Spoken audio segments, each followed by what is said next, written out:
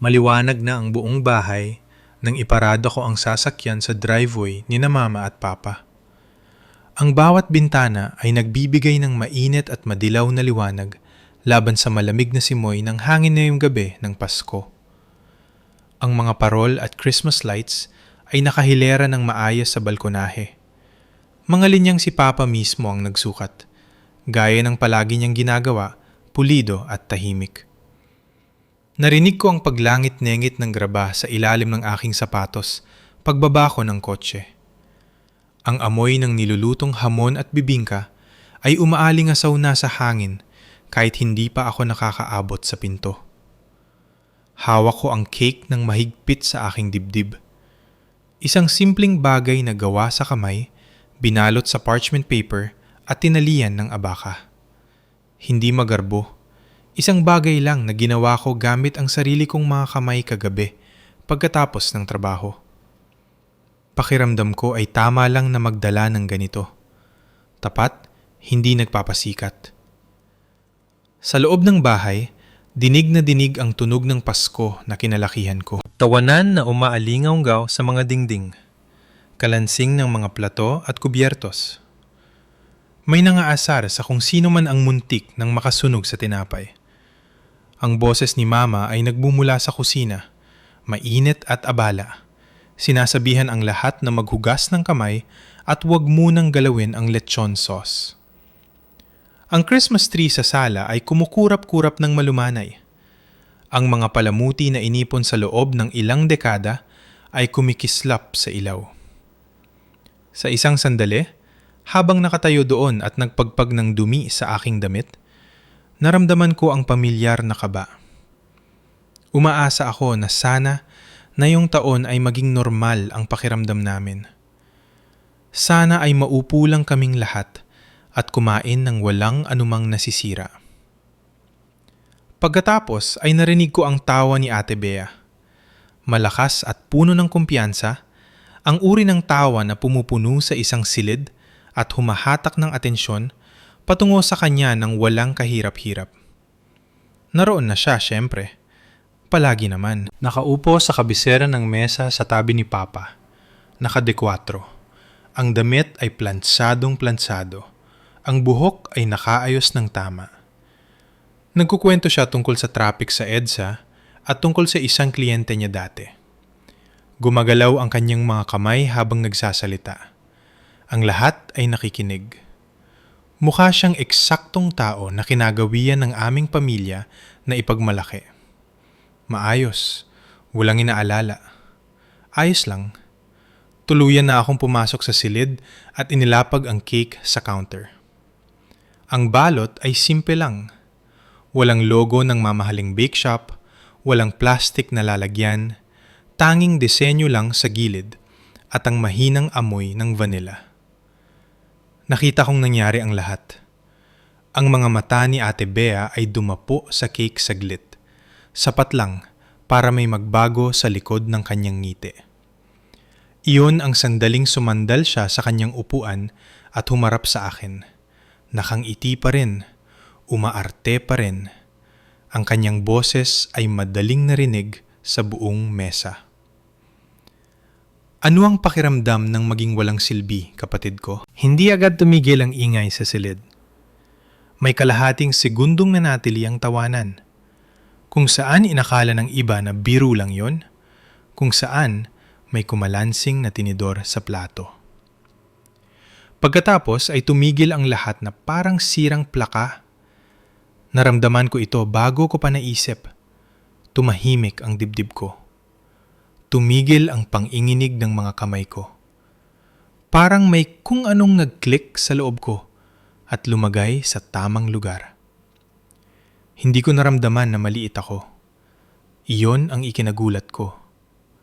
Sa loob ng maraming taon, ang mga sandaling tulad nito ay nagpapakabog sa sikmura ko, nagpapainit sa mukha ko, at nagbubukas sa bibig ko para humingi ng tawad na hindi ko naman dapat ibigay. Sa pagkakataong ito, ang katawan ko ay naging payapa, kalmado sa parang hindi pamilyar at matatag. Tiningnan ko si Ate Bea. Tinitigan ko talaga siya. Ang pagigting sa paligid ng kanyang mga mata.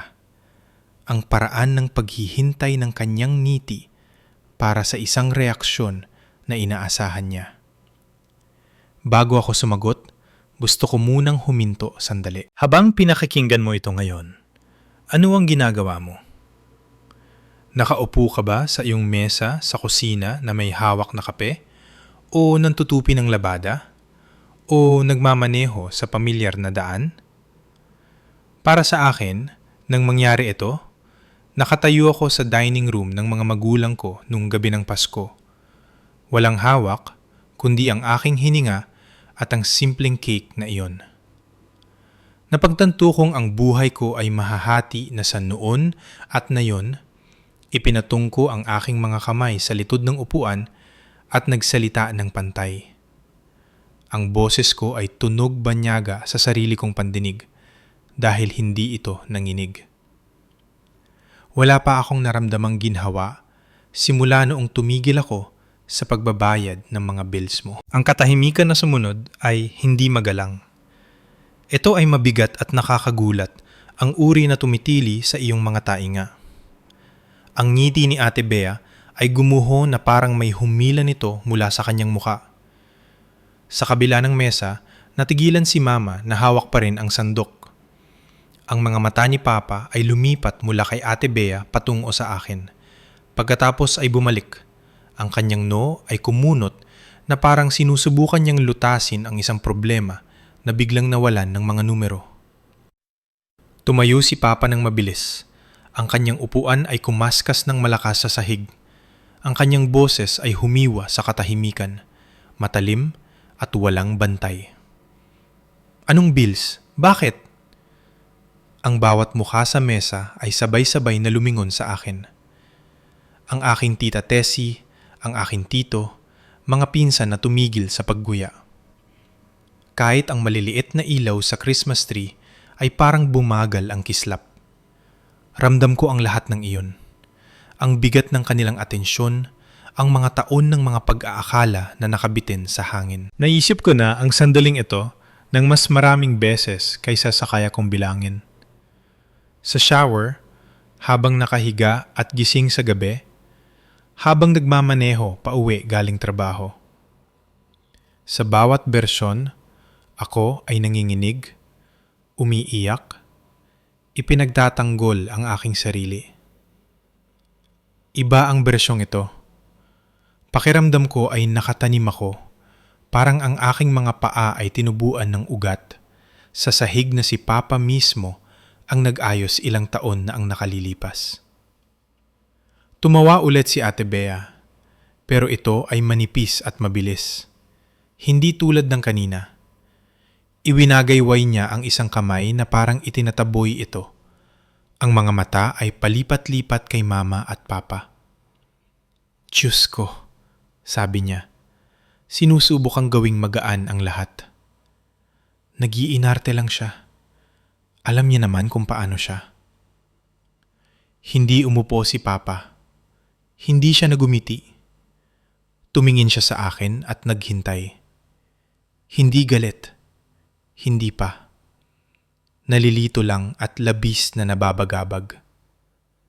Dahan-dahang ibinaba ni Mama ang sandok. Ang kanyang mukha ay namutla sa paraang hindi ko pa nakikita noon. Naririnig ko ang sarili kong tibok ng puso, matatag at mabagal.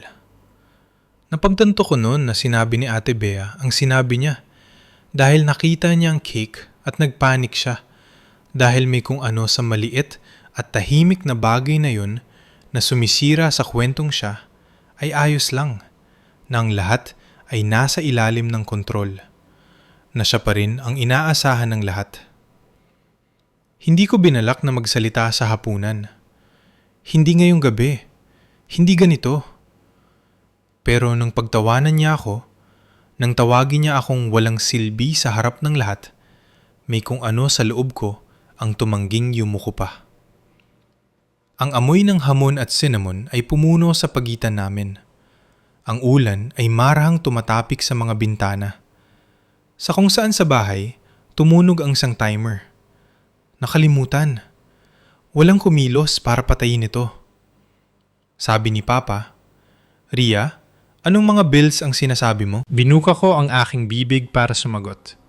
Batid na anuman ang sunod kong sasabihin ay magbabago ng lahat. Batid na hindi na maibabalik ang cake sa kotse, hindi na mai-rewind ang gabi. Ang bawat mata ay nakatutok sa akin, naghihintay. Tumingin ako kay Papa at sa isang saglit ay hindi ko mapagana ang aking lalamunan. Hindi dahil natatakot ako, kundi dahil nag-flash sa isip ko ang bawat bersyon ni Ate Bia na minahal ng aking mga magulang. Ang bawat bersyon na pinaniwalaan ko rin. At napagtanto ko kung gaano kahirap tanggalin ang imaheng yon sa dingding sa harap ng lahat at ipakita kung ano ang nasa likod nito. Kung tatanungin mo ang sinuman sa aming pamilya kung sino ang matatag, ang matagumpay, ang anak na may direksyon ang buhay, sasabihin nilang si Ate Bia nang hindi nag-iisip. Siya ay 38 na ngayon, ang panganay, ang unang apo na maipagmamalaki ng pamilya. Si Ate Bia ang dahilan kung bakit nagtatago si Mama ng mga glossy family photos sa may telepono. Kukunin niya ang isa at itatapik ito na parang ebidensya tuwing kausap niya ang kanyang mga kumare. Ang panganay ko ay nasa marketing. Sasabihin niya ng may pagmamalaki sa kanyang boses na parang sinasabi sa mundo na nagawa niya ng tama ang pagiging ina. Dati ay nagdadamit si Ate Bea na parang ang buhay niya ay isang meeting, kahit tanghalian lang naman. Malinis ang bihis, maayos ang buhok, gawa ang mga kuko. May paraan siya ng pagpasok sa isang silid na nagpapalingon sa mga tao. Hindi dahil hinihingi niya ito, kundi dahil inaasahan niya ito. Nang makuha niya ang kanyang unang malaking trabaho, nagpa-dinner si Mama. Nag-ihaw si Papa ng steak kahit medyo maginaw sa labas, dahil palaging naniniwala si Papa na nagdiriwang kakasama ng trabaho at pagkain at pagpapakita. Nakaupo si Ate Bea sa mesa na may hawak na baso ng alak na parang kabilang siya doon.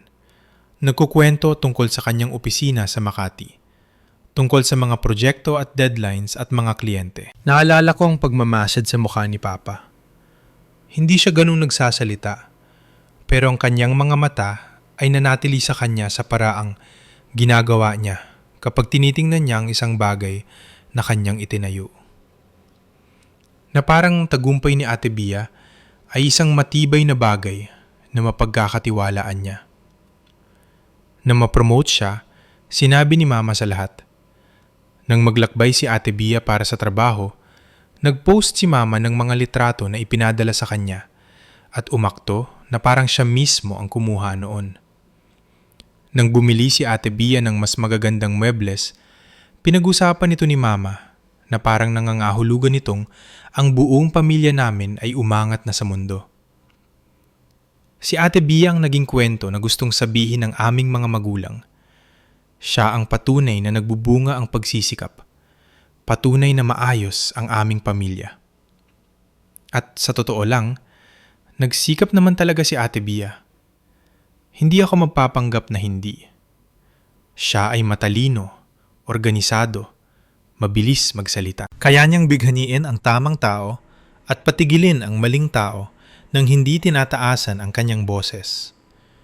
Kung may problema, kaya kanyang tingnan sa mata at iparamdam na pareho kayong nasa panig kahit hindi naman. Ang ganitong uri ng kasanayan ay nagdadala sa iyo ng malayo sa opisina. Nagdadala rin ito sa iyo ng malayo sa isang pamilya. Ako ay iba. Hindi mas malala. Iba lang. Ako ay 32. Ang tahimik, ang tumahak sa matatag na ruta. Nagtatrabaho ako bilang project coordinator sa administrasyon ng isang ospital na isang magandang paraan ng pagsasabi na pinipigilan ko ang maraming gumagalaw na parte na magbanggaan sa isa't isa. Gumagawa ako ng mga schedule, humahabol ng mga pirma, nag-aayos ng mga hindi pagkakaunawaan, humahawak ng mga detalye para magawa ng ibang tao ang kanilang mga trabaho. Walang pumapalakpak para sa ganitong uri ng trabaho. Napapansin lang nila kapag tumigil ka sa paggawa nito. Sa aming pamilya, iyon din ang papel ko. Hindi ako gumagawa ng gulo. Hindi ako humihingi ng marami. Nagdadala ako kung ano ang kaya ko at sinisiguro kong mananatiling kalmado ang mga bagay. Kapag na-stress si Mama, nakikinig ako. Kapag tumahimik si Papa, hindi ko siya pinipilit. Kapag nag-inarte si Ate Bea, binibigyan ko siya ng espasyo dahil ang pagbibigay sa kanya ng espasyo ay laging tila ang pinakaligtas na opsyon. Mayroong uri ng anak na ginagawa ng kwento ng pamilya at mayroong uri ng anak na sinasandalan ng pamilya. Si Ate Bea ang kwento, ako ang sandalan. Mukhang mapaypakinggan kapag sinabi ko ng ganito, pero totoo lang. Kung hindi makapunta si Ate Bea sa isang holiday dinner, umaakto ang lahat na parang nasira ang buong araw. Kung ako ang mawala, mabubuntong hininga si Mama at sasabihing naiintindihan niya. At pagkatapos ay hihilingin niya sa akin na dalhin ang tinapay mamaya. Pwedeng malate si Ate Bea at magiging nakakatawang kwento pa ito. Pwede akong malate at magiging tanong ito. Okay ka lang ba? Masyado bang maraming trabaho? Bakit pagod na pagod ka? Kahit ang mga tagumpay ko ay parang ingay lang sa likuran kumpara sa kanya. Nang makuha ko ang trabaho ko sa ospital, sabi ni Papa, "Mabuti yan para sa iyo." Nang makakuha si Ate Bea ng bagong titulo, nantanong siya, "Anong ibig sabihin yan? Gaano kalaki ang team mo? Ano ang susunod mong hakbang?" Hindi malupit si Papa. Sadyang ganun lang ang pagkakabuo sa kanya. Rerespeto siya sa nakikitang pag-unlad. Rerespeto siya sa bagay na maituturo mo. Binigyan siya ni Ate Bea ng bagay na maituturo. Kaya ang sandaling ito sa mesa ay tila napaka-imposible. Hindi na alam ng aking mga magulang kung sino ang tinitingnan nila. Nakatitig sa akin si Papa na parang bigla akong nagsalita ng wikang hindi niya naiintindihan. Ang mukha ni Mama ay mahigpit sa pag-aalala, pero pati na rin sa pagkalito. Dahil ang pagkalito ay nangyayari kapag ang script ng pamilya ay lumihis sa riles. Ang totoo, palaging kontrolado ni Ate B ang script. Kahit nung mga bata pa kami, alam niya kung paano ilugar ang mga bagay. Kung may nakalimutan siya, nagiging pagkakamali ito na pwedeng magawa ng kahit sino. Kung ako ang nakalimot, nagiging leksyon ito tungkol sa responsibilidad. Kung tinarayan ni Ate B ang isang tao, dahil yon sa stress siya. Kung ako ang nagtaray, dahil yon sa masyado akong sensitibo. Natutunan ni Ate B ng maaga na kung siya ang unang magsasalita, nakikinig ang mga tao. Kaya, nagsalita siya muna. Palagi siyang nauunang magsalita. Yun din ang ginawa niya ngayong gabi. Nakita niya ang aking simpleng cake, ang aking tahimik na pagpasok, at nagsalita siya muna. Ginawa niya ito para tumingin ang lahat sa akin at hindi sa kanya. Ginawa niya ito para maramdaman niyang mas mataas siya sandali. Ginawa niya ito dahil kailangan niya. Dahil ang salitang walang silbi ay hindi talaga tungkol sa akin. Ito ay isang kalasag na itinaas niya sa pagitan ng kanyang sarili at ng mga tanong na hindi niya kayang sagutin. Ramdam ko ang paghihintay ng silid, pero sa loob ng isip ko, biglang bumalik ang mga taon. Ang paraan na laging nangyayari kapag napagtanto mong may nangyayari ng mas matagal kaysa sa gusto mong aminin. Nakita ko si Ate Bea noong Thanksgiving na nagbibiro tungkol sa kung paano ako laging maingat sa pera, laging boring. Nakita ko siya sa isang birthday dinner na inaasar ako sa pagdadala ng mga gawang bahay na regalo sa halip na bumili ng mas malaki. Nakita ko siyang sumasandal sa mga maliliit na pasaring na yun na parang walang mali siya, na parang mga bagay lang na magkapatid. Pero ngayon nakikita ko na kung ano talaga ang ginagawa nila. Inilalagay nila ako sa mas mababa. Nantatakda sila ng entablado kung saan siya nakatayo sa tuktok na nakangiti at walang nantatanong kung bakit. At napagtanto ko ang isa pang bagay. Isang bagay na nagpahigpit sa sikmura ko kahit nanatili akong kalmado. Nakalusot si Ate Bea dahil walang nagsuspetsa sa kanya na nangangailangan ng anuman. Iyon ang buong punto ng kanyang imahe. Ang isang babaeng maayos ang buhay ay hindi nangangailangan ng tulong. Ang isang babaeng maayos ang buhay ay hindi nangungutang ng pera. Ang isang babaeng maayos ang buhay ay hindi nagtatago o nagsisinungaling o humihiling sa kanyang nakababatang kapatid na magtago ng mga sikreto. Kaya kung si Ate Bea ang babaeng maayos ang buhay, kailangang ako ang maging kawawa. Sa ganitong paraan, anumang nangyayari sa likod ng mga saradong pinto ay mananatili sa likod ng mga saradong pinto. Sa ganitong paraan, kung mukha akong stressed o pagod, iisipin ng mga tao na kasalanan ko ito. Trabaho, mga desisyon, buhay, anuman, hindi siya. Kaya ang salitang walang silbi ay tumagos ng malalim. Hindi dahil totoo ito. Hindi naman. Tumagos ito ng malalim dahil nanggaling ito sa taong pinakapinagkakatiwalaan ng aking mga magulang. Ang taong pinaniniwalaan ng lahat, ang taong tinatrato bilang matatag na sentro ng aming pamilya sa loob ng mahabang panahon na kaya kong alalahanin. Nakaupo si Ate Bea doon ngayon. Ang kanyang balikat ay tuwid pa rin. Ang kanyang baba ay nakataas, na parang sinusubukan niyang panatilihing buo ang lumang bersyon ng kanyang sarili. Pero ang kanyang mga mata ay hindi kalmado. Ang kanyang mga mata ay matalim at mabilis. Nakamasid kay Papa, nakamasid kay Mama, nakamasid sa aking tita at tito, nagkakalkula.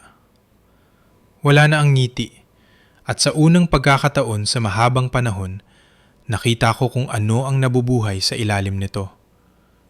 Takot, mainit, at hindi mapakali. Ang mga kamay ni Papa ay nasa likod ng kanyang upuan. Hindi na siya sumisigaw, pero ang tensyon sa kanyang panga ay nagsasabing gusto niya ng mga sagot. Ayaw ni Papa ng mga sorpresa, lalo na ang mga sorpresang pinansyal. Galing siya sa isang henerasyon na nag-iipon, nagbabayad ng bills sa oras, nag-aayos ng mga bagay sa halip na palitan ang mga ito.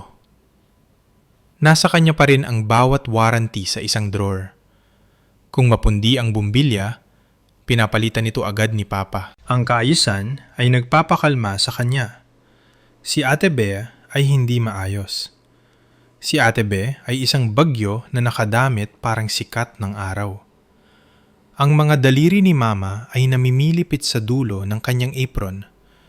Nakatingin si Mama kay Ate Bea na parang sinusubukan niyang kilalaning ito. Nakatingin din siya sa akin na parang nakikita niya ako sa bagong liwanag at hindi ko masabi kung nagpaparamdam ito sa kanya ng guilt o takot lang. Ang mga mata ni Tita Tessie ay palipat-lipat sa amin, malaki at maingat.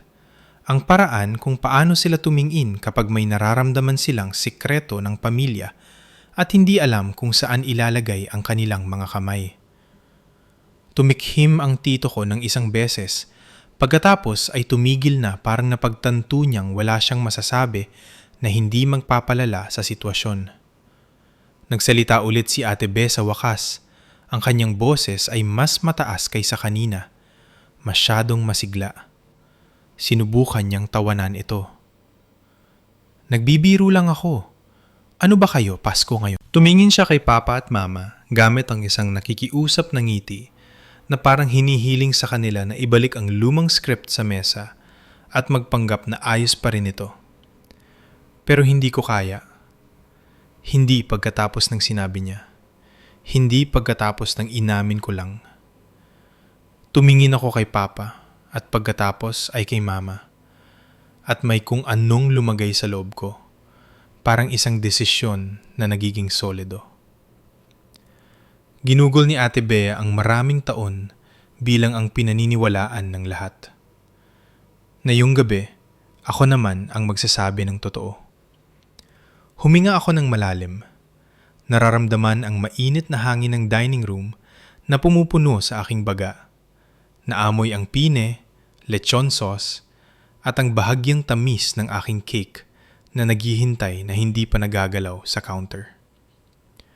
Ang boses ko ay lumabas na matatag dahil dinala ko ang mga salitang ito ng mag-isa ng masyadong matagal. Pa? Sabi ko ng mahina. Maipapaliwanag ko. Kailangan niyo lang akong patapusin. Tumango si Papa ng isang beses, mabagal at matigas, at itinaas ang kanyang kamay, hindi para pigilan ako, kundi para patahimikin ang silid tulad ng ginagawa niya noon mga bata pa kami, at nagsisimula kaming magsabayan ni Ate Bea sa pagsasalita. Sige, sabi niya. Kaya ginawa ko. Sinabi ko sa kanila na hindi ito nagsimula sa paraang malamang na iniisip nila. Walang malaking pag-amin, walang dramatikong breakdown sa harap ng lahat. Nagsimula ito ng maliit sa gitna ng isang taon, kung kailan ang lahat ay parang dumudulas sa mga kamay ng mga tao. Ang taon kung kailan tumahimik ang mga kalsada at natutunan ng lahat kung gaano karupok talaga ang kanilang mga plano sa mundo. Noong tagsibol ng 2020 nang magsara ang mga opisina at ang mundo ay parang pinipigil ang hininga nito, tumawag sa akin si Ate Bea ng gabing-gabi na. Naaalala ko ito ng malinaw dahil katatapos ko lang maghugas ng pinggan sa apartment ko at nakatayo sa lababo, nakatitig sa walang laman na parking lot. Umilaw ang telepono kasama ang pangalan niya at saglit akong nag-atubili. Hindi karaniwang tumatawag si Ate Bea ng gabi. Siya ay isang planner. Ang mga tawag kasama siya ay naka-schedule, may layunin. Iba ang pakiramdam nito. Nang sagutin ko, hindi siya agad nag-hello. Narinig ko muna ang paghinga niya. Hindi pantay at nanginginig, na parang umiiyak siya at sinusubukang pakalmahin ang sarili. Pagkatapos ay lumabas ang pangalan ko. Mahina at basag sa paraang hindi ko pa naririnig mula sa kanya. Naiisip ko siya kahit hindi pa siya nagsasalita ng higit pa. Nakaupo sa gilid ng kanyang kama, nakadikit ang telepono sa tenga, nakayuko ang balikat, mapula ang mga mata. Ang kumpiyansang boses na madali niyang ginagamit sa iba ay wala na. Tunog maliit siya. Sinabi niya sa akin na nagtanggal ng mga tao ang kumpanya. Sinabi niya ito na parang isang masamang parirala na ayaw niyang sabihin ng malakas. Laid off, downsizing, restructuring, lahat ng mga salitang ginamit ng mga tao noong taong yun para palambutin ang parehong matigas na katotohanan. Sinabi niya na ang kanyang posisyon ay inalis. Hindi dahil may ginawa siyang mali. Napakalinaw niya tungkol doon. Ekonomiya lang daw. Maling tiyempo lang. Naalala kong pagsandal sa counter, ang pagkabog ng sikmura ko, dahil ang pagkawala ng trabaho ni Ate Bea ay hindi akma sa larawan na mayroon ako tungkol sa kanya. Siya ang laging nakakatayo agad. Siya ang laging may plano. Nagmadali siya sa iba pang detalye, mabilis magsalita ngayon, na parang ang bilis ay makakapigil sa takot na abutan siya. May ipon daw siya. Nag-a-apply na siya. May mga kontak siya. Pansamantala lang ito. Paulit-ulit niyang ginagamit ang salitang iyon. Pansamantala. Sinabi niya na kailangan lang niya ng kaunting tulong para makatawid sa puwang. Upa lang para sa 1 buwan o 2. Baka kuryente at tubig. Walang malaki. At pagkatapos ay nabasag ulit ang boses niya. At sinabi niya ang bahagi na nagpasakit sa dibdib ko. Sinabi niya na hindi pa niya sinasabi kina mama at papa. Hindi pa niya kaya. Hindi pa ngayon. Magpapanik si mama. Mag-aalala si papa. Marami na silang pinagdaanan noong taong yun. Ayaw niyang maging isa pang problema na kailangan nilang pasanin. Hiniling niya sa akin na huwag magsalita. Nakatayo ako doon nakikinig. Pinapanood ang refleksyon ko sa madilim na bintana. At ang tanging naiisip ko ay siguro yo'y pumapatay ito sa kanya. Ayaw na ayaw ni Ate Bea na magmukhang mahina. Ayaw niyang mangailangan ng tulong. Kung tumatawag siya sa akin, siguradong malala talaga. Tinanong ko siya kung magkano ang kailangan niya. Tinanong ko siya kung kailan niya sa tingin makakabangon ulit. Binigyan niya ako ng mga sagot na mukhang makatwiran. Ilang linggo, ilang buwan sa pinakamatagal. Sabi niya may mga interview na siyang naka-line up. Sabi niya nahihiya siya kahit sa pagtatanong. Sinabi ko sa kanya na tutulong ako. Hindi ako nag-atubili. Hindi ako humingi ng ebidensya o detalye. Kapatid ko siya. Siya ang laging nauuna sa akin. Kung sinabi niyang nadadapa siya, naniniwala ako sa kanya. Sinabi ko sa sarili ko na ito ang ginagawa ng pamilya kapag naghihirap ang mga bagay. Ang unang transfer ay nakakapanibago. Parang pagsusuot ng sapatos na hindi akin. Naalala ko ang pagtitig sa aking bank app. Tinitingnan ng mga numero ng 2 beses. Sinisigurado na kaya ko itong bayaran. Hindi ito madali. Pero posible. Sinabi ko sa sarili ko na maghihigpit ako ng sinturon sandali. Iiwas muna sa mga luho. Magtatrabaho ng kaunti pa. Pinindot ko ang send. Tumigil agad sa pag-iyak si Ate Bea. Ang pagbabago ay napakabilis. Halos magulat ako. Tumagtag ang boses niya at nagpasalamat siya ng paulit-ulit. Sabi niya, alam niyang maasahan niya ako. Sabi niya, mabuting kapatid ako. Sabi niya, hindi ito magiging bagay. Tulay lang hanggang sa makalapag siya.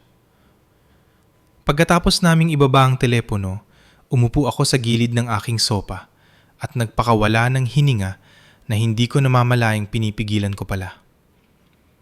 Pakiramdam ko ay may silbi ako noon. Hindi sa paraang ibabato ni Ate Bea ang salita sa akin kinalaunan, kundi sa isang tahimik na paraan na may katuturan sa akin. Tumutulong ako sa taong mahal ko. Gumagawa ako ng isang bagay na konkreto sa isang taon na puno ng mga bagay na walang sinuman ang makakaayos. Ang mga sumunod na linggo ay kakaiba para sa lahat. Nanatiling sarado ang mga opisina. Lumipat online ang mga interview. Ang oras ay humaba at tumupi sa sarili nito. Tinetext ako ni Ate Bea ng mga update paminsan-minsan. Isang promising na usapan, isang kumpanya na nag-freeze ng hiring sa huling minuto. Ang bawat mensahe ay may kasamang kasiguraduhan. Malapit na siya. Kailangan lang niya ng kaunting oras pa. Hindi ko sinabi kina mama o papa. Hindi dahil sa inakala kong magagalit sila, kundi dahil naniwala ako kay Ate Bea nang sabihin niyang gusto niyang sabihin sa kanila nang siya mismo kapag naayos na ang lahat. Ayaw kong kunin yun sa kanya. Ayaw kong iparamdam sa kanya na mas maliit siya kaysa sa nararamdaman na niya. Patuloy akong nagtrabaho. Ang administrasyon ng ospital ay hindi bumagal sa panahong yon. Kung tutuusin, bumilis pa ito.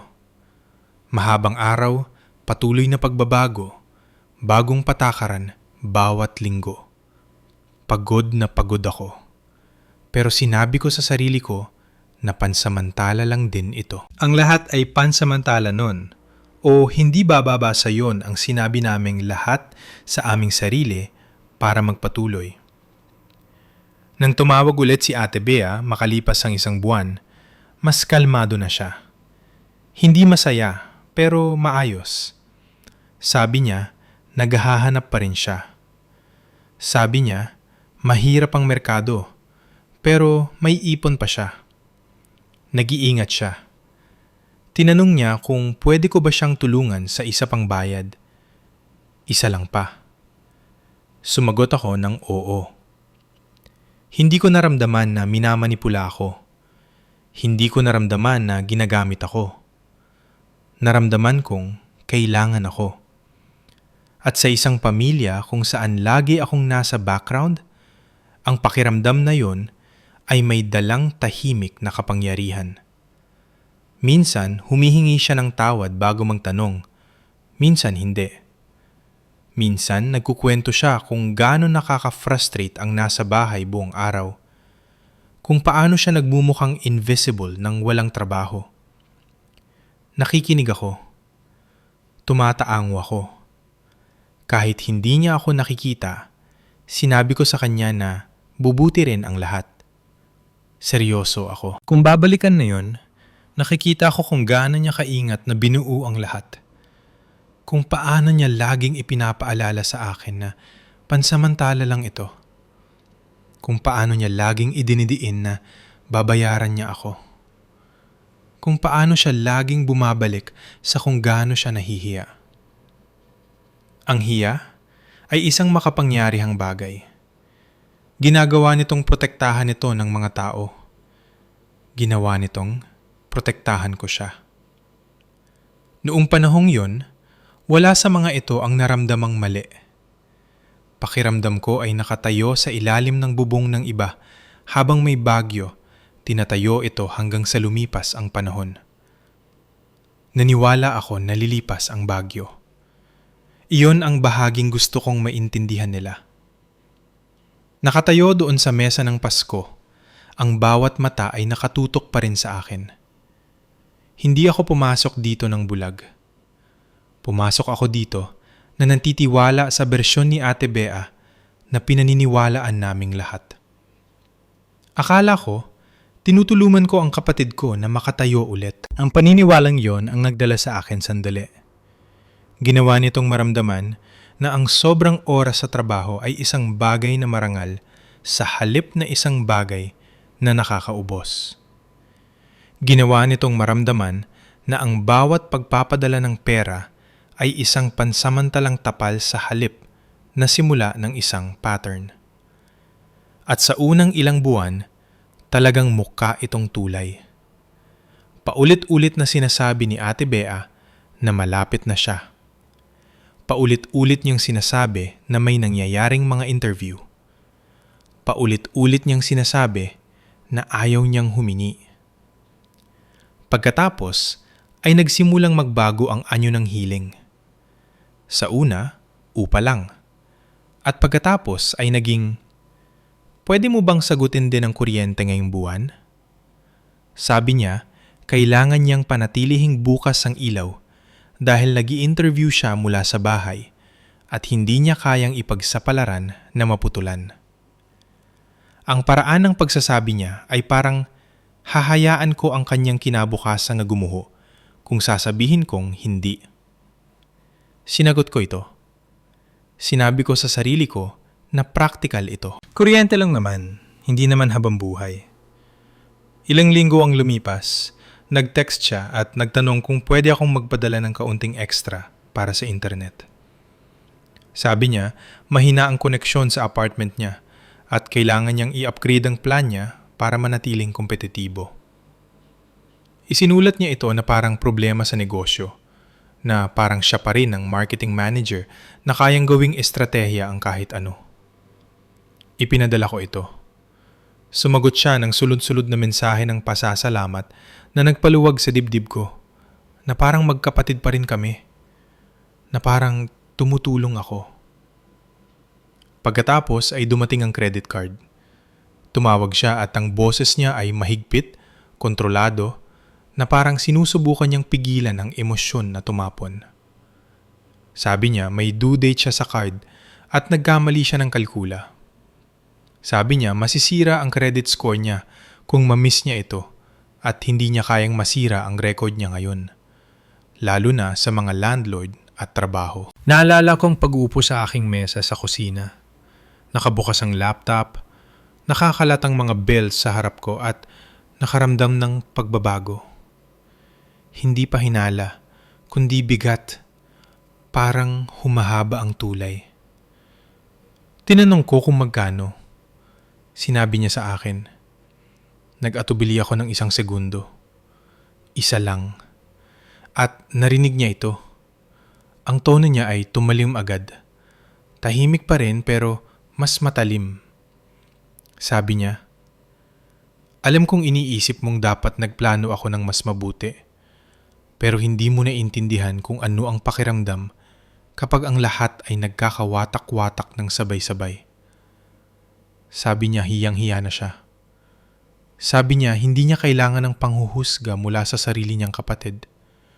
Kaya, binayaran ko ito. Pagkatapos noon, ang mga hiling ay may kasamang mga patakaran. Hindi nakasulat tulad ng kontrata, kundi binibigkas tulad ng babala. Huwag sasabihin kina mama at papa. Sinasabi niya ito bawat oras. Minsan sinasabi niya ito ng mahina, parang pakiusap. Minsan sinasabi niya ito parang utos. Sabi niya mag-aalala si mama hanggang magkasakit. Sabi niya titingnan siya ni papa ng iba. Sabi niya marami na silang iniisip. Sabi niya, inaasikaso ko na. Kailangan ko lang ng oras. Sabi niya, sasabihin ko sa kanila kapag may magandang balita na, hindi kapag nalulunod ako. Laging may dahilan na nagpaparamdam sa akin na malupit ako kapag kinu-question ko ito. At laging may hiya. Sumandal siya sa salitang iyon na parang kalasag. Sabi niya nahihiya siya na wala siyang trabaho. Sabi niya nahihiya siyang kailangan niya ng tulong. Sabi niya nahihiya siya na nagtrabaho siya ng husto at dito pa rin siya bumagsak. Sinabi niya ito na parang inaasahan niyang ililigtas ko siya mula rito. Hindi lang sa pera, kundi sa katahimikan. Kaya, nanahimik ako. Nanahimik ako dahil akala ko ang katahimikan ay kabutihan. Nanahimik ako dahil ayaw kong sirain ang bersyon ni Ate Bea na mahal ng aking mga magulang. Nanahimik ako dahil kung magiging tapat ako, may bahagi sa akin na gustong maging taong pinagkakatiwalaan niya, ang taong sinasandalan niya, ang taong mahalaga. Hindi ko napansin noong una kung paano sinimulang baguhin ng katahimikang iyon ang pagkatao ko. Lumabas ito sa maliliit na paraan. Tumigil ako sa pagbili ng maliliit na bagay na nagpapadali sa aking mga linggo. Tumigil ako sa pag-order ng tanghalian sa trabaho. Nagtitimpla ako ng kape sa bahay at dinadala ito sa isang travel mug na laging tumatagas ng kaunti. Sinabi ko sa sarili ko na nagiging responsable ako. Sinabi ko sa sarili ko na para lang ito sa ngayon. Sinabi ko sa sarili ko na kaya ko ito. Ang administrasyon sa ospital noong panahong yon ay walang humpay. Kulang kami sa tao at patuloy na nag-a-adjust sa mga bagong patakaran. Nag-overtime ako. Kumuha ako ng dagdag na gawain. Kumuha ako ng mga tawag na hindi ko naman kailangang kunin. Sinabi ko sa boss ko na kaya ko. Naging tao ako na nagsasabing, oo, bago pa man may magtanong. Kapag sinasabi ng mga tao na inuuna ang pamilya, hindi nila laging pinag-uusapan ang tahimik na halaga nito.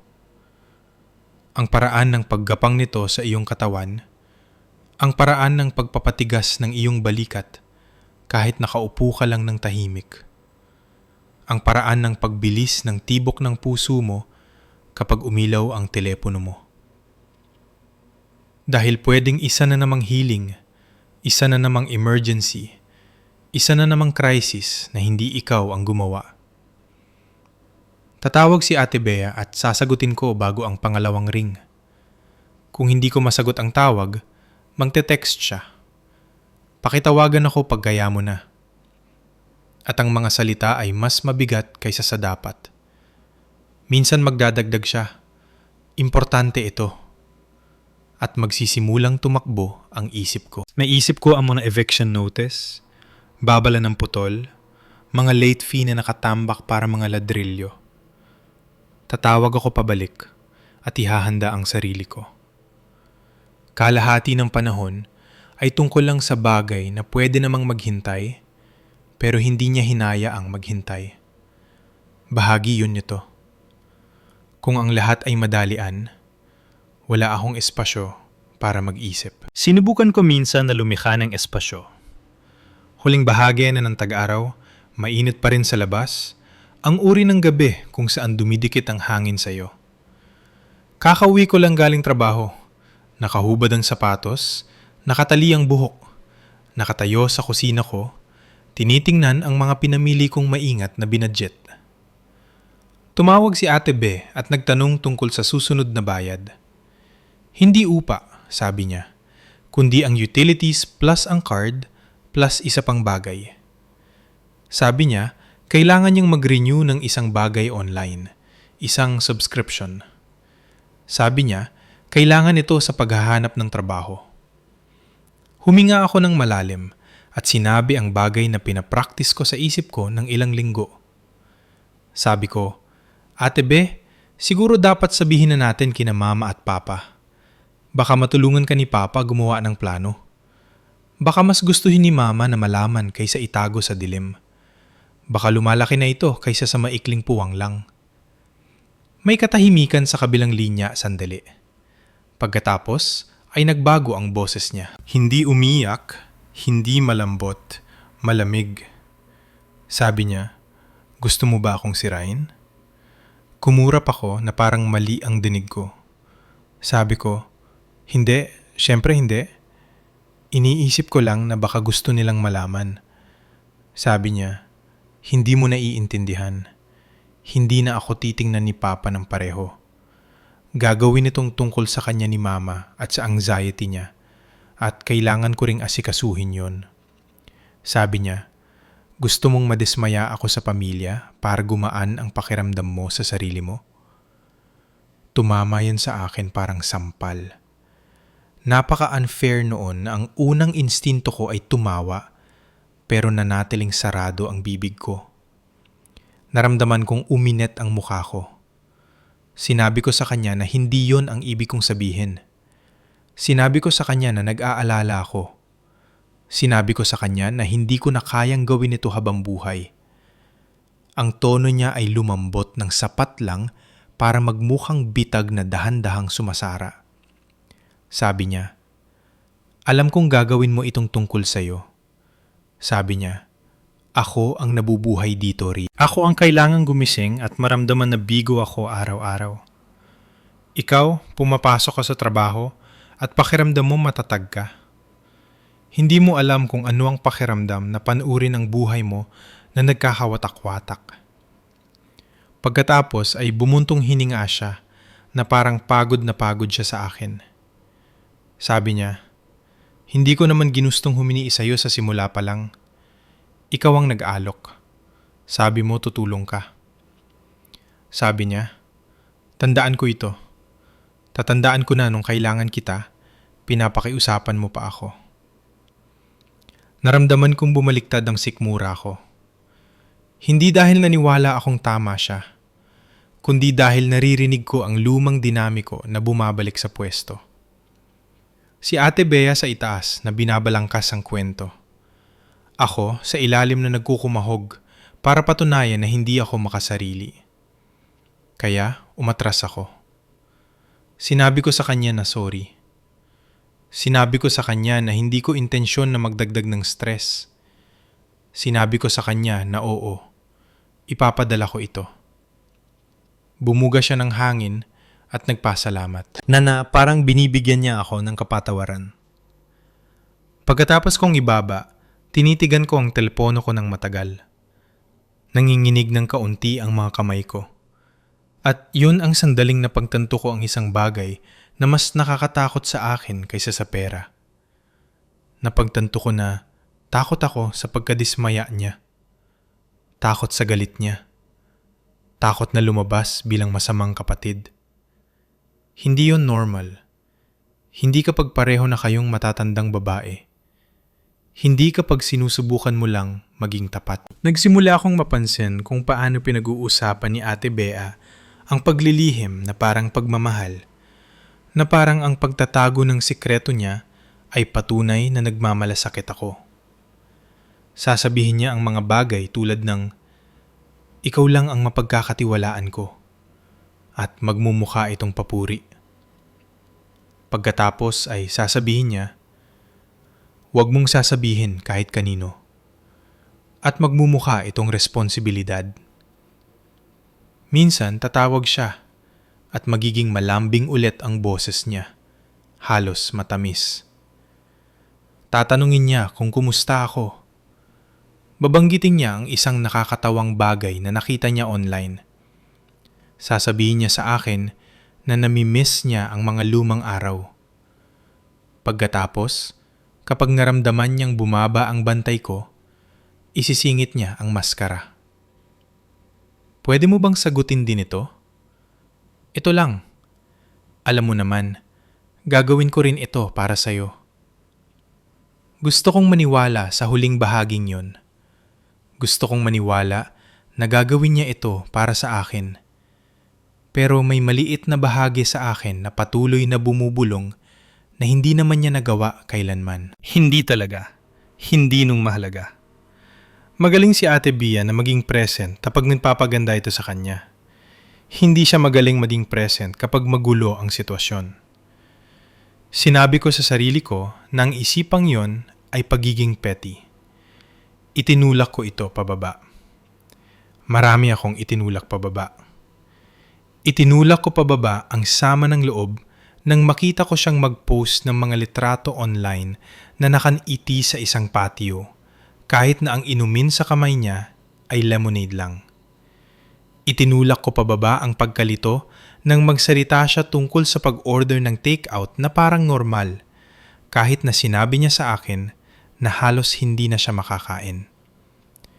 Itinulak ko pababa ang unting kirot kapag nagbibiro siya tungkol sa maingat kong paggastos, tungkol sa kung paano ako laging masyadong seryoso. Tatawa siya at sasabihin, "Masyado kang praning." At titingnan ko ang aking bank account at lulunukin ang katotohanan. May kakaibang uri ng lungkot ang dala ng pagbubuhat ng sikretong hindi sayo. Inihiwalay ka nito sa lahat ng tao sa silid. Nakaupo ka sa mga salusalo ng pamilya at nakangiti at may alam kang hindi alam ng iba. Pinapanood mo ang iyong mga magulang na tumawa at mag-relax at alam mong hindi sila magiging relax kung alam nila ang totoo. Nagiging tagapangalaga ka ng realidad na walang sinuman ang nagtanong sa'yo na hawakan. Itinago ko ito dahil pinalabas ni Ate B na parang pinoprotektahan ko sila. Pinoprotektahan ang nerbiyos ni Mama. Pinoprotektahan ang pride ni Papa. Pinoprotektahan ang kapayapaan tuwing holiday. Sa paraan ng pagsasabi niya, halos tunog marangal ito. Pero habang tumatagal, lalong nawawala ang pagiging marangal nito. Nagsimula itong maging parang bitag na humihigpit sa tuwing sinusubukan kong kumawala. Nang lumipas ang unang taon, hindi na buwan ang binibilang ko. Binibilang ko na ang mga padala. Kaya akong sabihin sa'yo kung kailan eksaktong due ang upa niya. Kung kailan dumarating ang mga bills sa kuryente. Kung kailan nagpo-post ang bayad sa credit card. Ang buhay ko ay nagsimulang umikot sa kalendarya niya. At sa lahat ng ito, patuloy na isinusuot ni Ate B ang kanyang kumpiyansa na parang balute. Kahit sa telepono, kahit lumuluha, hindi niya hinahayaang magtunog mahina ng matagal. Lagi siyang bumabalik sa pagiging kontrolado. Lagi niyang ipinapaalala sa akin na ang pagsasabi sa kahit kanino ay isang pagtataksil. Lagi siyang nakakahanap ng paraan para iparamdam na ang tulong ko ay obligasyon ko. Sinabi ko sa sarili ko na matatapos din ito kapag nakahanap na siya ng trabaho. Sinabi ko sa sarili ko na matatapos din ito kapag umayos na ang mundo. Sinabi ko sa sarili ko na matatapos din ito dahil kailangan. Iyon ang sinabi ko sa sarili ko. At nakatayo doon sa mesa ng Pasko habang pinapanood ang mukha ni Papa na naghihintay sa aking paliwanag, napuntanto ko kung gaano katagal ko na palang sinasabi yon sa sarili ko at kung gaano kalaki sa buhay ko ang inayos ko sa pag-asang balang araw. Ay makakatayo rin ang kapatid ko sa sarili niyang mga paa. Huminga ulit ako ng malalim at naramdaman kong pinipigil ng buong silid ang hininga nila kasama ko. Pero bago ko maipaliwanag kung ano na ang naging silbi ng pera, kailangan ko munang ipaliwanag kung paano ko nalaman na hindi na ito napupunta sa kung saan ko inaakalang napupunta. Sa mahabang panahon, naniwala ako na ang bawat pisong ipinapadala ko ay nagpapanatili ng bubong sa ulo ni Ate Bea at ng ilaw sa kanyang apartment. Inisip ko ang mga tseke para sa upa, balanse sa kuryente, mga boring na gastusin ng matatanda na malaki ang halaga pero may katuturan. Ang larawang iyon ang nagpahintulot sa akin na patuloy na pindutin ang send kahit naninikip na ang dibdib ko. Ang unang lamat sa larawang iyon ay dumating ng tahimik, hindi sa isang away o pag-amin, kundi sa isang notification. Isang random na hapon, sa gitna ng isa pang mahabang araw sa trabaho. Kumakain ako ng tanghalian sa aking mesa. Nag-i-scroll sa telepono gaya ng ginagawa ng mga tao kapag kailangan nila ng pahinga sa isip. May ipinost si Ate Bea. Hindi litrato ng sarili niya, hindi quote, kundi isang screenshot. Dumaan ito sa screen ko nang wala pang isang segundo bago na rehistro ng utak ko kung ano ito. Mga numero, chart, mga linyang berde, at pula na matarik ang akyat at baba. Tinitigan ko ito ng mas matagal kaysa sa dapat. Nilagyan niya ito ng caption na malabo tungkol sa pag-aaral at pagiging disiplinado. Walang direktang nagsasabing pera, walang magpapaalerto sa sinuman na hindi alam ang tinitingnan nila. Pero sapat ang alam ko para maramdamang bumaliktad ang sikmura ko. Nang gabing yon, nang tumawag siya para magtanong tungkol sa susunod na transfer, tinanong ko siya tungkol doon. Sinubukan kong magtunog kaswal. Tinanong ko kung ano yung SART na yon. Tumawa siya ng mabilis at pabalang. Sabi niya, investing lang daw. Sabi niya, tinuturuan niya ang sarili niya ng ilang bagay habang may oras siya. Forex, crypto, mga ganong bagay. Sabi niya, matalino raw ang mag-diversify. Sabi niya, ginagawa raw ng lahat yon. Ang kumpiyansa niya ay agaran at praktisado. Ang parehong tono na ginamit niya nung nag-uusap siya tungkol sa mga kampanya at estratehiya nung may trabaho pa siya. Pinalabas niyang responsable ito, progresibo, halos kahanga-hanga. Tinanong ko kung naglalagay ba siya ng malaking pera doon. Sabi niya hindi. Sabi niya kaunti lang. Sabi niya maingat siya. Sabi niya hinding-hindi siya magsusugal. Ang salitang yon ay lumabas ng matalim, parang insulto. Hindi ako tanga, sabi niya. Alam ko ang ginagawa ko. Gusto kong maniwala sa kanya. Gustong gusto ko talaga. Pero may kung ano sa katawan ko ang hindi mapalagay, gaya ng dati kapag sinisiguro niya sa akin na okay lang ang lahat. Ang imahe ng mga chart na yon ay nanatili sa akin. Ang matarik na pagbagsak, ang biglaang pagtaas. Hindi ito mukhang mabagal at maingat na pamumuhunan. Mukha itong adrenaline. Hindi ko na pinilit noong gabing yon. Sinabi ko sa sarili ko na wala ako sa lugar. Masyado na siyang depensibo tungkol sa pera. Ayaw kong magdagdag ng isa pang patong ng tensyon. Pero sa sandaling nandoon na ang isip ang yon, hindi na ito umalis. Sa sumunod na ilang linggo, nagsimulang lumitaw ang maliliit na bagay. Babanggitin niya ang pagpupuyat sa panunood ng mga merkado. Magte-text siya sa akin sa mga kakaibang oras, sabik o matamlay, sa paraang hindi tugma sa sinasabi niya. Minsan parang wired siya, mabilis magsalita, lumilipat sa iba't ibang ideya. Sa ibang pagkakataon, tunog hungkag siya. Parang binibigkas niya ang mga linyang pinraktis niya. Isang hapon, nakasalubong ko si Noah sa grocery. Si Noah ay isang lumang kaibigan ng pamilya. Isang taong nakakakilala sa amin simula noong mga bata pa kami. Nagtatrabaho siya bilang independent financial advisor. Ang uri ng tao na nagpapaliwanag ng mga bagay ng kalmado at hindi sinusubukang magpapogi sa kahit sino. Nagkwentuhan kami tungkol sa trabaho at panahon. At pagkatapos, nang hindi pinaplano, nabanggit ko si Ate Bea. Kaswal lang. Sabi ko, wala siyang trabaho at nagsasalita tungkol sa trading online. Nagbago agad ang ekspresyon ni Noah. Hindi na alarma, pero seryoso. Tinanong niya, anong klaseng trading? Nang sinabi kong forex at crypto, tumango siya ng mabagal.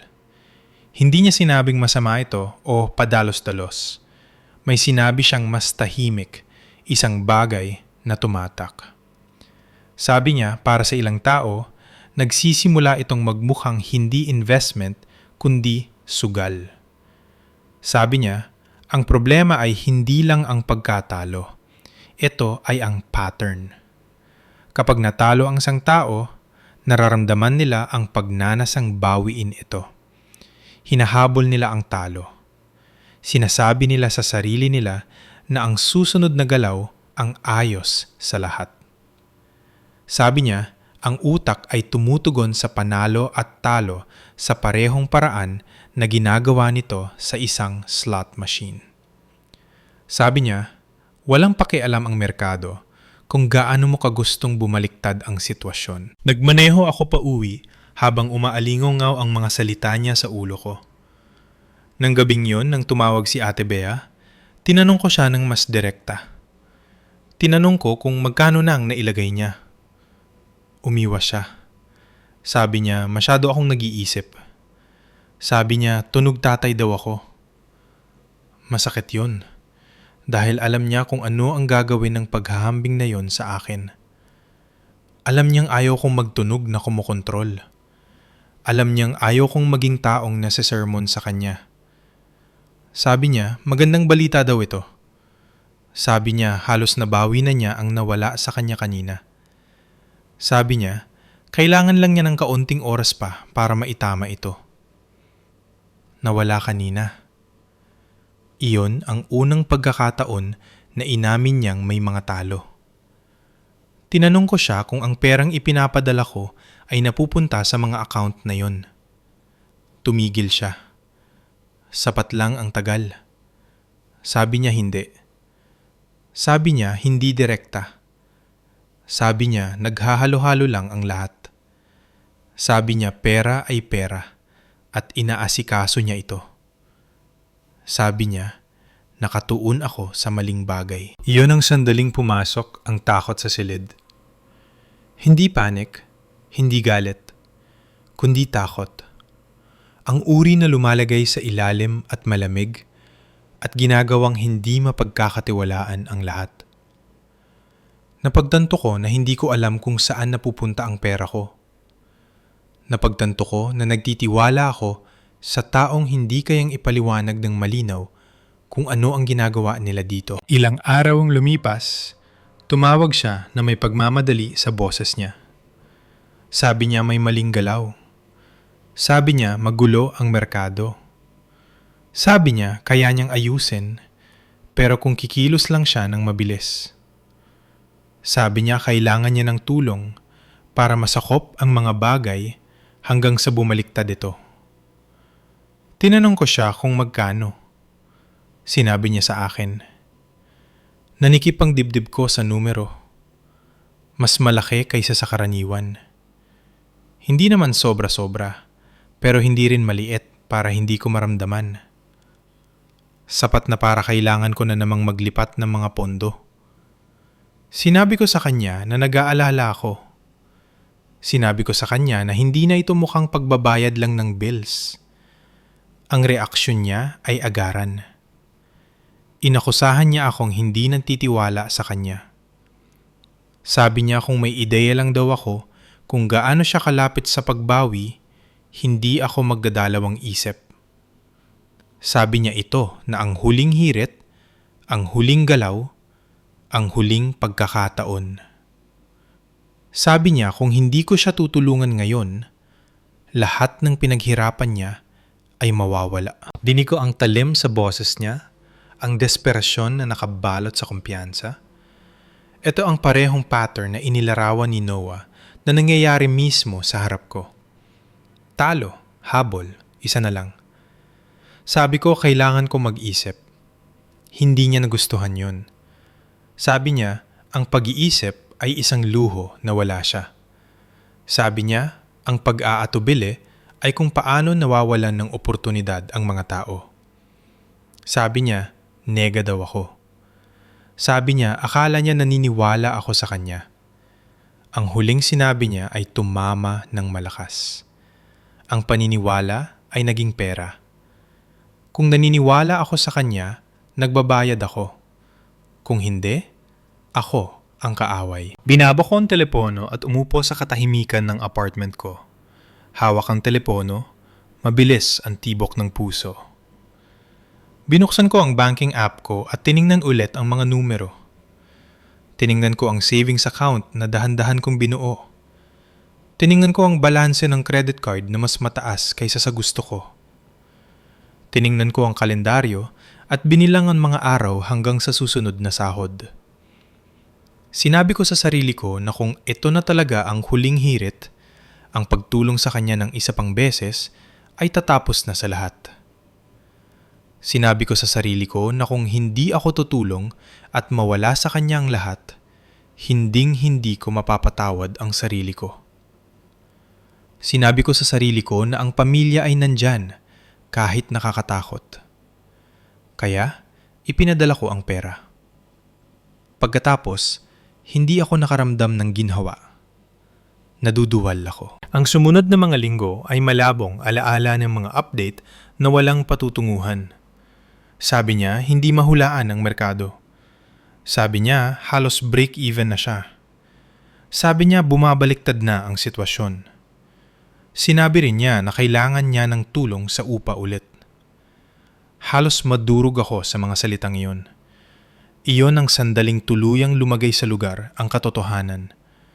Mabigat at hindi maikakaila. Hindi ko siya tinutulungang maging matatag. Tinutulungan ko siyang makaligtas sa mga kahihinatnan ng isang bagay na hindi niya mapigilang gawin. Ang pera ko ay hindi natulay. Palaman na ito. Sinasalo nito siya para hindi siya bumagsak sa sahig. Naalala ko ang kalmadong boses ni Noah. Ang paraan ng pagsabi niya na ang utak ay humahabol sa pagkatalo. Naalala ko kung paano pakinggan si Ate Bea kapag nagsasalita siya tungkol sa susunod na galaw. Ang paraan ng pagtaas ng boses niya sa pag-asa na masyadong matalim para maging totoo. Napagtanto ko nun na ang tulong na akala ko ay ibinibigay ko ay talagang kumukonsinti sa kanya na magpatuloy. Hindi patungo sa trabaho, hindi patungo sa katatagan, kundi mas malalim sa isang bagay na hindi niya kayang kontrolin. Nakatayo din ngayon sa mesa ng Pasko, kasama si Papa na naghihintay sa paliwanag ko at si Mama na nakahawak sa gilid ng counter, naramdaman ko ang realisasyon na iyon na sumunog sa akin ulit. Hindi ito tungkol sa upa o kuryente o credit card. Tungkol ito sa isang pattern na lumunok sa kapatid ko at humila sa akin kasama niya. At ang pinakamasakit na bahagi ay ang pagkaalam na patuloy ko itong pinapakain dahil naniwala akong inililigtas ko siya. Tumingin ako kay Papa at Mama at sa unang pagkakataon, naunawaan ko na ang ginagawa ko ay hindi pagsagip kay Ate Bea mula sa pagkahulog. Tinutulungan ko siyang itago kung gaano na siya kalalim na hulog. Lumunok ako at humugot ng isa pang matatag na hininga. Alam kong ang susunod na bahagi ay mas mahirap sabihin ng malakas. Dahil nung napagtanto ko na ang pera ko ay hindi nagliligtas kay Ate Bea, kundi nagtatago sa kanya, nagsimula akong maghanap ng mga sagot sa parang ginagawa ko sa trabaho. Tumigil ako sa pagtitiwala sa pakiramdam at nagsimulang sundan ang mga pattern. Nagsimula akong magtanong sa sarili ko ng mga tanong na nagpapabigat sa sikmura ko. Kung ginagamit niya ang pera ko para takpan ng mga butas, ilan ang butas? Kung hinihiling niya sa akin na ilihim ito, sino pa ang hinihingan niya? Hindi ko nalaman sa isang madulang sandali. Nalaman ko sa paraang karaniwang nalalaman ng mga tao ang mga sikreto ng pamilya ng pira-piraso. Sa pamamagitan ng maliliit na dulas at hindi sinasadyang pahiwatig. Nagsimula ito sa isang tawag mula kay Tita Tessie. Kapatid siya ni Mama. Praktikal, walang paligoy-ligoy, ang uri ng babae na laging may tissue sa bag at hinding-hindi hahayaang umalis ang sinuman sa bahay niya ng gutom. Tumawag siya sa akin isang hapon at nagtanong kung kumusta ako. Ang boses niya ay may maingat na lambot na ginagamit ng mga tao kapag may gusto silang sabihin pero ayaw nilang palalain ang sitwasyon. Sinabi ko sa kanya na ayos lang ako. Yun ang otomatiko kong sagot. Ang ayos lang ay nangangahulugang nakatayo pa ako. Tumigil siya at pagkatapos ay nagtanong ng halos kaswal kung okay lang ba si Ate Bea. Sabi ko wala siyang trabaho at sinusubukang ayusin ang mga bagay. Gumawa si Tita Tessie ng maliit na tunog na parang tinitimbang niya ang mga salita niya. Pagkatapos ay sinabi niya, "Nanghiram si B sa akin ng pera noong nakaraang buwan, kaunti lang. Sabi niya para sa upa. Nakiusap siya sa akin na huwag sabihin kahit kanino dahil ayaw niyang mag-alala sina Mama at Papa." Nanlamig ang buong katawan ko. Hindi dahil humingi ng tulong si Ate Bea, kundi dahil inulit niya ang parehong linya, parehong script, parehong hiling para sa katahimikan. Sinubukan kong panatilihing matatag ang boses ko. Tinanong ko si Tita Tessie kung magkano. Sinabi niya sa akin at hindi ito malaking halaga, pero sapat na para maging mahalaga. Sapat na para mga hulugan na hindi ito minsan ng pabor. Sapat na para mga hulugan na gumagawa ng sapot si Ate Bea. Tinanong ko si Tita Tessie kung may sinabihan pa siyang iba. Sabi ni Tita Tessie hindi. Sabi niya hindi siya mapalagay. Pero tunog hiyang-hiya si Ate Bea. Sobrang desperada. Sabi niya ayaw niyang gumawa ng drama. Sabi niya inisip niyang sasabihin din ni Ate Bea kina Mama at Papa kapag bumuti na ang sitwasyon. Sabi ni Tita Tessie ayaw niyang kunin ang pagkakataong yun sa kanya. Nagpasalamat ako sa kanya sa pagsasabi sa akin. Ang boses ko ay parang malayo sa sarili kong pandinig. Nang ibaba ko, umupo ako sa gilid ng sopa at tumitig sa pader ng matagal. Iyon ang sandaling naintindihan ko na ang katahimikan ko ay hindi nagpoprotekta kay Ate Bea. Pinuprotektahan nito kung anuman ang ginagawa ni Ate Bea. Pagkatapos nun, nagsimula akong mapansin ang lahat. Isang pinsan ang gumanggit na stress daw si Ate Bea nitong mga nakaraan at nagtatanong tungkol sa mga short-term loans. Isang tito ang nagbiro kung paano kailangan ng lahat ng bailout na yon at tumawa ako na parang nakakatawa kahit pinapawisan ng mga kamay ko. Sinabi sa akin ni Mama habang naglalakad na mas madalas nang tumatawag si Ate Bea. Tunog pagod. Sabi ni Mama nag-aalala siya, pero laging iginigiit ni Ate Bea na ayos lang siya. Ayos lang. Ang salitang iyon ulit. Tinawagan ko si Ate Bea at tinanong siya ng direkta kung nanghiram siya ng pera kay Tita Tessie. Hindi niya itinanggi. Hindi man lang siya nagulat na alam ko. Tunog inis siya na parang nilabag ko ang isang kasunduan. Sabi niya, oo, pero hindi yun big deal. Sabi niya, nag-alok si Tita Tessie. Sabi niya, pansamantala lang yun. Sabi niya, hindi ako dapat tumatawag sa iba tungkol dito na parang isang investigador. Sinabi ko sa kanya na hindi ako tumatawag sa iba. Sinabi ko sa kanya na tumawag si Tita Tessie sa akin dahil hindi siya mapalagay. Binulyawan ako ni Ate Bia na madrama lang si Tita Tessie. Sabi niya, laging nag-overreact ang mga tao kapag pera ang usapan. Sabi niya, pinaparamdam ko lang sa kanya na mas masama siya dahil naghihirap na nga siya. Pagkatapos ay ibinaba niya ang boses niya at sinabi ang mga salitang lagi niyang sinasabi, ang mga salitang humihigpit sa lalamunan ko parang lubid. Huwag mong sasabihin kina mama at papa. Parang awa mo na, nagmamakaawa ako sa'yo. Tinanong ko siya kung bakit siya nagmamakaawa sa akin, gayong dapat kinakausap niya sila. Sabi niya dahil hindi sila makakaintindi. Sabi niya huhusgahan siya ni papa. Sabi niya magkakasakit sa pag-aalala si mama.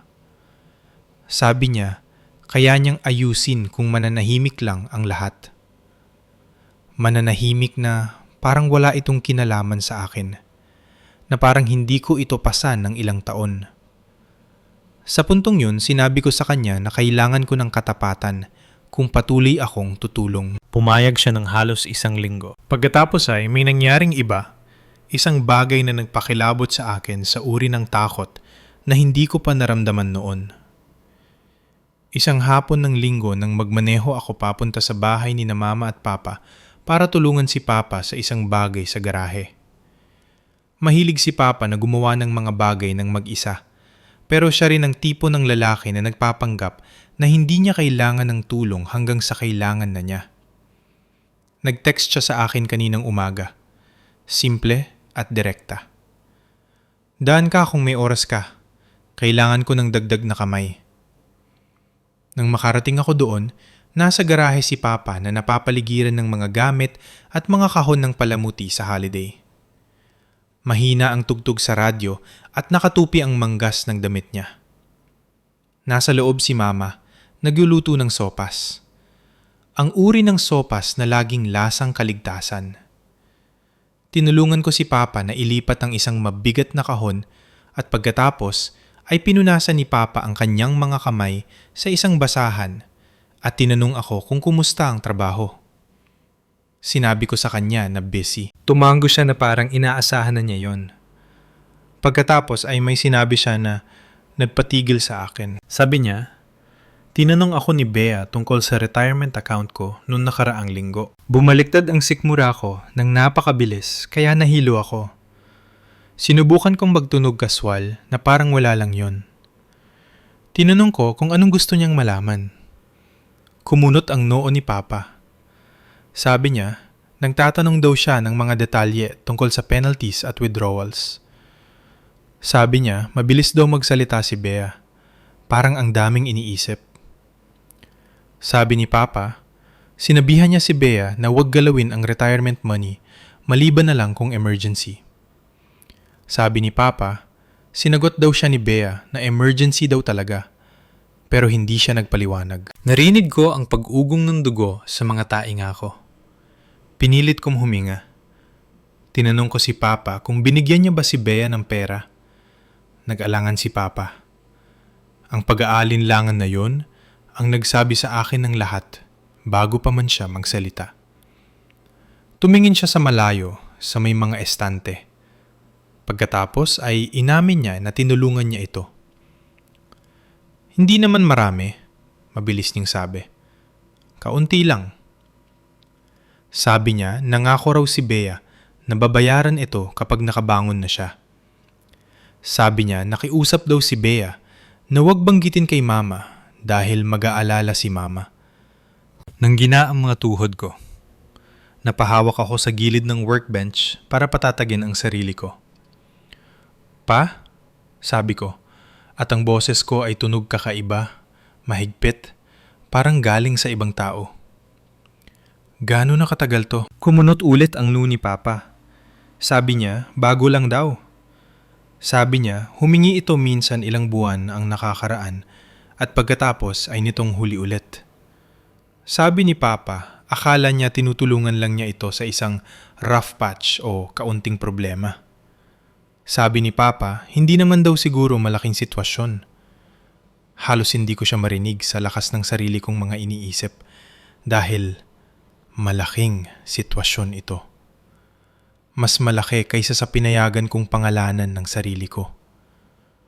Kung inabot na ni Ate Bea ang retirement money ni Papa, ibig sabihin desperada na siya sa paraang nakakatakot maging sa kanya. Ibig sabihin din nito ay handa siyang tumawid sa mga linyang hindi dapat tinatawid. Ang retirement money nila ay hindi simpleng pautang. Hindi ito mabilisang solusyon. Ito ang kinabukasan na ginugol ni Papa ng ilang dekada para buuin sa pamamagitan ng maingat na mga desisyon at maagang paggising at pagtanggi sa mga bagay na gusto niya dahil naniwala siya sa seguridad. Tinanong ko si Papa kung magkano. Sinabi niya sa akin at sapat yon para manikip ang lalamunan ko. Sapat para malaman na hindi lang ito kaunti. Pinanood ni Papa ang mukha ko at nagbago ang ekspresyon niya. Sabi niya, "Teka, bakit ganyan ka makatingin?" Sabi niya, "Ria, may alam ka ba?" Gusto ko nang sabihin sa kanya nun din. Gusto kong ibuhos ang lahat at hayaang lumabas ang katotohanan. Pero pumasok si Mama sa garahe nang sandaling iyon na may dalang tray ng mga mangkok, nakangiti, nang tatanong kung gutom na kami. Nawala ang ngiti niya nang makita ang mukha ko. Tinanong niya kung anong mali. Walang sinabi si Papa noong una. Tumingin lang siya sa pagitan namin at nakita ko ang instinto sa kanya na panatilihin ang kapayapaan. Ang instinto na ipagpaliban ng gulo hanggang mamaya. Ang instinto na malamang ay nagpahintulot kay Ate Bea na makalusot ng ganoon katagal. Nagsinungaling ako. Hindi ganap pero sapat na. Sinabi ko kay Mama na pagod lang ako. Sinabi ko sa kanya na maraming ginagawa. Sinabi ko sa kanya na ayos lang ako. Heto na naman ang salitang yon. Ayos. Parang kumot na itinakip sa isang bagay na nasusunog. Nang gabing iyon, pagka-uwi ko, umupo ako sa mesa sa kusina na nakabukas ang laptop at hawak ang telepono ko. Tinitigan ko ang call log. Tinitigan ko ang pangalan ni Ate Bea. Hindi ko siya tinawagan agad. Kailangan kong siguraduhin na hindi lang ako nag-iimahinasyon. Kailangan kong siguraduhin na hindi ako nagre-reaksyon dahil sa takot. Kaya, nagsimula akong magtipon ng mga ebidensya. Binuksan ko ang aking mga bank statement at nag-scroll pabalik buwan-buwan. Gumawa ako ng listahan ng bawat transfer. Sinulat ko ang mga petsa. Sinulat ko ang mga halaga. Ikinumpara ko ang mga ito sa mga mensahe mula kay Ate Bea, sa mga araw na tumawag siya ng umiiyak, sa mga araw na umakto siya na parang walang problema. Hinu-highlight ko ang mga pattern. Binilugan ko ang mga salitang paulit-ulit niyang ginagamit. Pansamantala, eto lang talaga. Huwag mong sasabihin kina Mama at Papa. Ginawa ko ang parehong bagay na ginagawa ng mga tao kapag sinusubukan nilang patunayan sa kanilang sarili na totoo ang naranasan nila. Nangolekta ako ng ebidensya, hindi para sa korte, hindi para sa paghihigante, kundi para sa katinuan ko. Sa sandali nakita ko ito sa papel, hindi ko na ito maipagkaila. Hindi ito rough patch. Isa itong sistema. Manghihiram si Ate Bea sa isang tao para takpan ang utang niya sa iba. Kukuha siya sa akin, tapos kay Tita Tessie, tapos kay Papa, at tapos tatawag ulit siya sa akin. Pinaghiwalay niya ang bawat tao. Ang bawat sikreto ay nakahiwalay para walang makakita ng buong larawan. At napagtanto ko ang isang bagay na nagparamdam sa akin ng parehong ginhawa at sakit ng sabay. Hindi ako nag-iisa, pero ako ang sinandalan niya ng pinakamatagal, ng pinakamalalim, ang ginamit niyang pundasyon habang pinapanatili niyang makintab ang imahe niya para sa iba. Hindi ako gumaan sa realisasyong yon. Pakiramdam ko ay naging hilaw ako dahil ibig sabihin, sa lahat ng gabing inakala kong inililigtas ko ang kapatid ko, gumagawa pala siya ng hagdan gamit ang pera ko para makaakyat pabalik sa kanyang pedestal. Ibig sabihin, kaya niyang umupo sa mesa ng Pasko ilang taon nang lumipas at tawagin akong walang silbi ng hindi kumukurap dahil sinanay na niya ang sarili niyang maniwala sa sarili niyang kwento. Sa susunod na humingi si Ate Bea ng pera sa akin, hindi ako sumagot agad. Hinayaan kong mag-ring ang telepono. Pinanood ko itong umilaw at naramdaman ko ang isang bagong bagay na umusbong sa akin.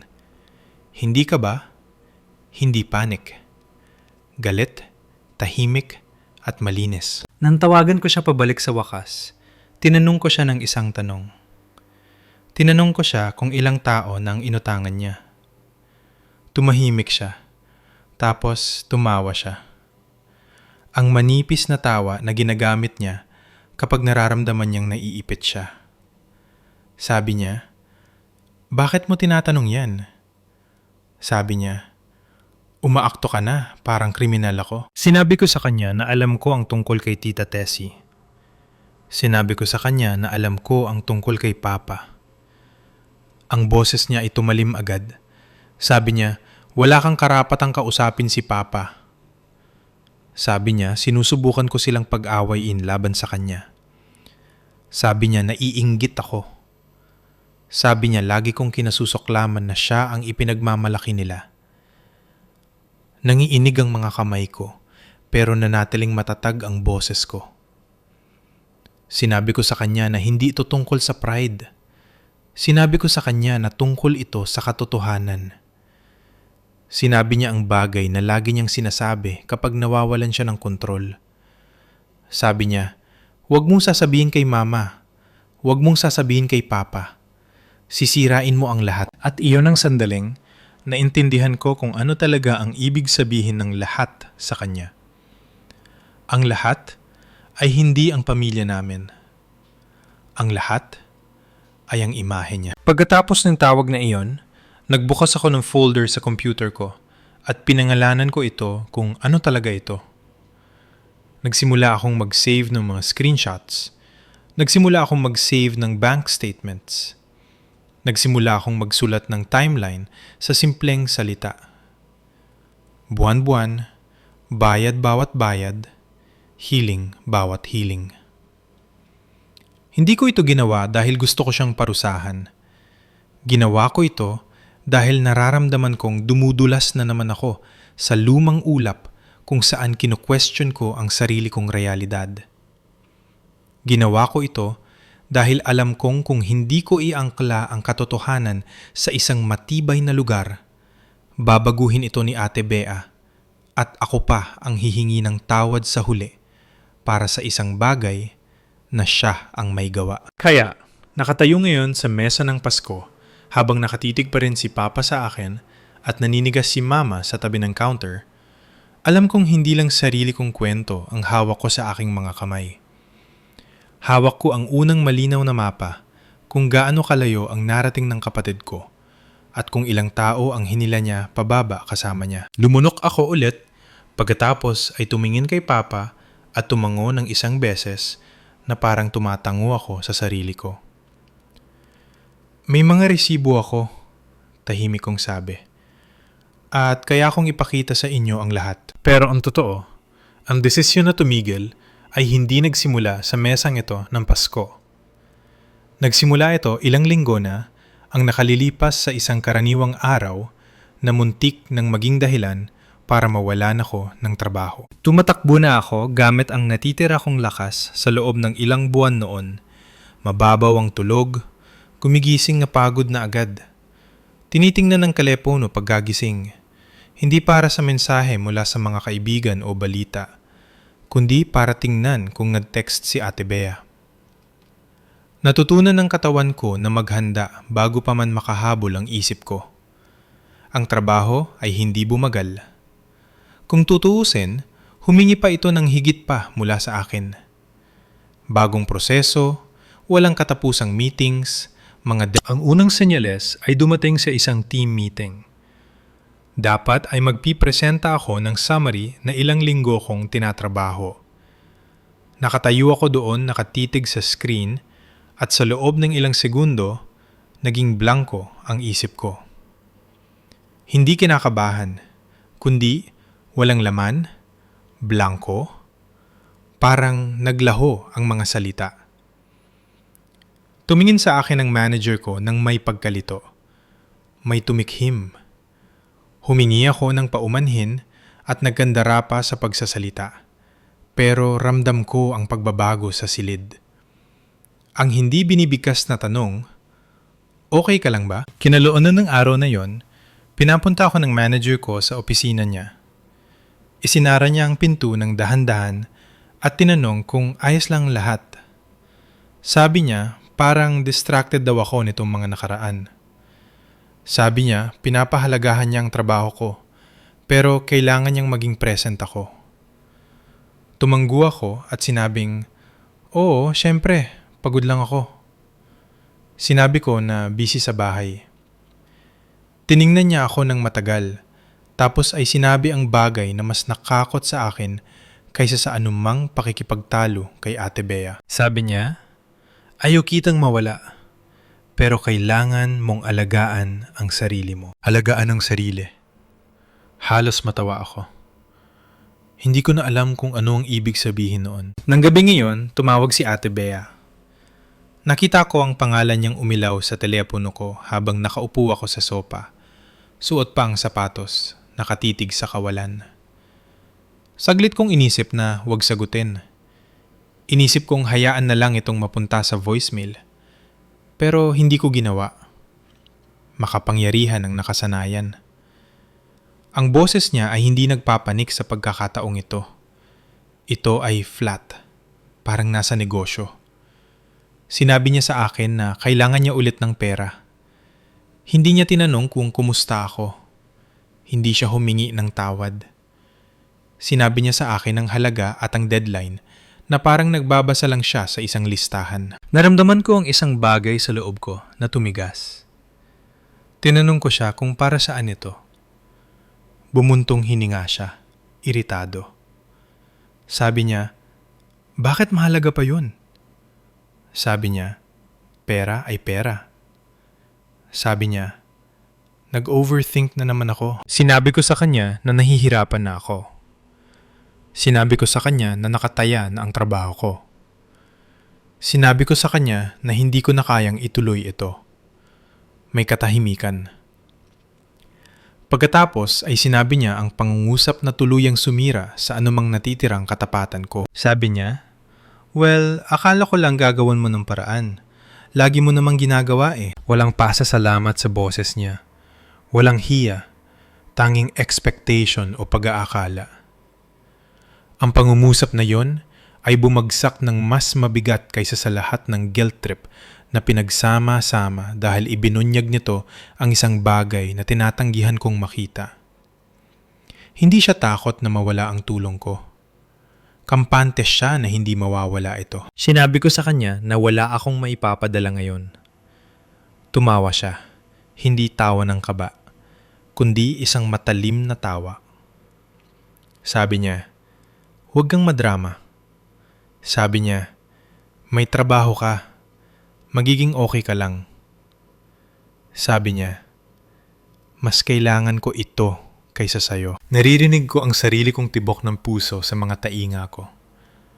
Sinabi ko sa kanya na kailangan ko ng oras para mag-isip. Binulyawan niya ako na ang pag-iisip ay hindi opsyon. Sabi niya kapag hindi ko ipinadala, magiging masama ang sitwasyon. Sabi niya, pagsisisihan ko raw ito. May kung anong tumahimik sa loob ko. Napagtanto ko na natakot ako sa galit niya ng napakatagal na hindi ko na naitanong sa sarili ko kung bakit. Takot saan eksakto? Sa pagkadismaya niya? Sa mga salita niya? Sa paglayo niya? Wala sa mga bagay na yun ang totoong makakasakit sa akin. Maliban na lang kung hahayaan ko. Tinakbuhan ko ang tawag. Hindi sa isang away, hindi sa isang talumpate. Sinabi ko lang na hindi ko na kaya ito at ibinaba ko na. Nangkinginig ang mga kamay ko, pero ang dibdib ko ay mas magaan kaysa sa naramdaman ko sa loob ng maraming taon. Nag-text siya agad, tapos ulit at ulit. Mabilis na nagbago ang mga mensahe. Una pagkalito, tapos akusasyon, tapos guilt. Sabi niya hindi siya makapaniwalang gagawin ko ito sa kanya. Sabi niya inaabandona ko siya. Nang gabing yun, natulog ako ng halos walang oras ng tuloy-tuloy sa unang pagkakataon sa loob ng ilang buwan. Paggising ko, parang mas tahimik ang mundo. Ang sumunod na mga araw ay kakilakilabot at nagbibigay linaw ng sabay. Sinubukan ni Ate B ang bawat anggulo. Tumawag siya, nag-text, nagpadala ng mahahabang mensahe tungkol sa pagtataksil at maiikli tungkol sa mga emergency. Palipat-lipat siya sa pagiging malamig at nagmamakaawa. Nang hindi ako sumagot, lalo siyang nagalit. Binanggit niya sina Mama at tama siya sa isang bagay. Nagbago na ako. Tumigil ako sa pagtingin sa telepono ko kada 5 minuto. Nagsimula ako mag-focus ulit sa trabaho. Kinuha ko ang buong lunch break ko at kumain talaga. Umuwi ako sa tamang oras pero kasama ng ginhawa ang takot. Hindi kay Ate Bea, kundi sa kung ano ang mangyayari kapag lumabas na ang katotohanan dahil alam kong lalabas ito. Ang mga sikretong ganoon ay hindi na nanatiling nakabaon. Nabubulok ang mga ito. Hawak ko ang katotohanan, malinaw at walang dagdag.